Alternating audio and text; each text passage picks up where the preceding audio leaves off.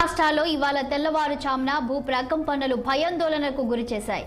తెలంగాణలో హైదరాబాద్, హన్మకొండ, వరంగల్, కరీంనగర్, నల్గొండ, కొత్తగూడెం, ఖమ్మంలోని చెర్ల, మనుగురు సహా పలు ప్రాంతాల్లో పలు చోట్ల భూమి స్వల్పంగా కంపించింది.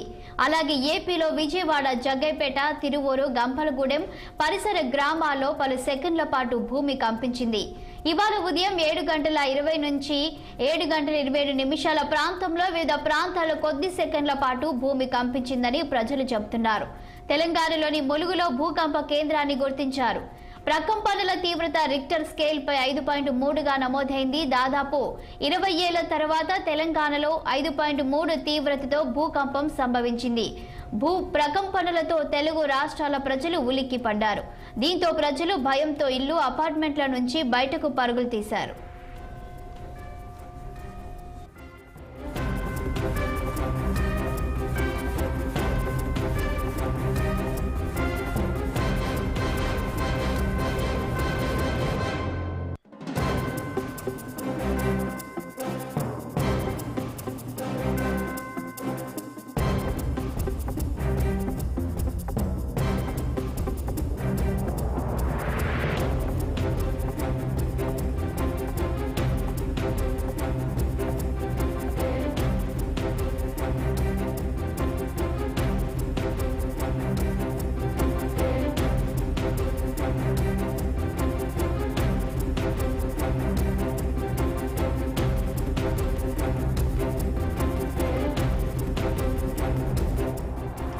తెలుగు రాష్ట్రాల్లో ఇవాళ తెల్లవారుజామున భూ ప్రకంపనలు భయాందోళనలకు గురిచేశాయి. తెలంగాణలో హైదరాబాద్, హన్మకొండ, వరంగల్, కరీంనగర్, నల్గొండ, కొత్తగూడెం, ఖమ్మంలోని చెర్ల, మనుగురు సహా పలు ప్రాంతాల్లో పలు చోట్ల భూమి స్వల్పంగా కంపించింది.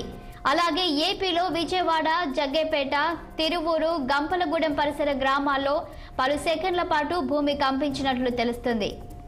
ఇక భూకంపానికి సంబంధించిన మరిన్ని డీటెయిల్స్ మా ప్రతినిధి సుమన్ ని అడిగి తెలుసుకుందాం.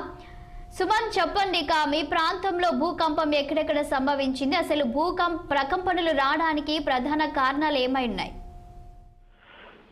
శాలిని, ఈ రోజు ఉదయం 5 గంటల నుంచి 7:30 వరకు తెలుగు రాష్ట్రాల్లో ప్రజలైతే భయంతో ఉలిక్కిపడిన పరిస్థితులు అయితే కనిపిస్తున్నాయని చెప్పవచ్చు. ప్రధానంగా ఏలూరు జిల్లాలో ఈ రోజు తెల్లవారుజామున 5 గంటల నుంచి సుమారు 3 సెకండ్లు తర్వాత 7:30 10 సెకండ్ల పాటు భూమి అయితే కంపించింది.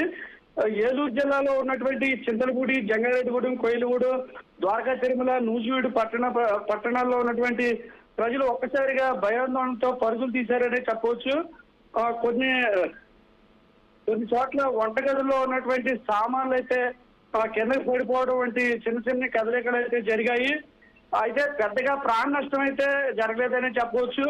అయితే కొంతమంది నిపుణుల అంచనా ప్రకారం భూమి లోపలికి అంటే కిందకి వెళ్లే కొలది బొగ్గు, ఐరన్, నీరు వంటి నిక్షేపాలు అయితే ఉంటాయి.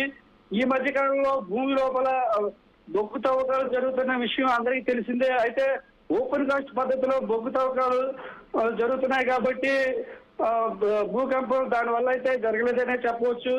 అయితే భూమి లోపల ఉన్నటువంటి నీరు విషయానికి వస్తే నీరు అనేది భూభాగంలో బండల లోపల ఉంటుంది కాబట్టి బండలు పగలవు కాబట్టి ఆ ఛాన్స్ అయితే లేదని చెప్పవచ్చు. అయితే జిల్లా మైనింగ్ అధికారులు అయితే ఇప్పటికే విశ్లేషించడం అయితే జరుగుతుంది. ప్రకృతి విపత్తుల కారణంగా నష్టం జరిగినట్లయితే మా ప్రభుత్వం అండగా ఉంటుందని చింతలపూడి ఎమ్మెల్యే సొంగ రోషన్ కుమార్ అయితే భరోసా ఇవ్వడం జరిగింది.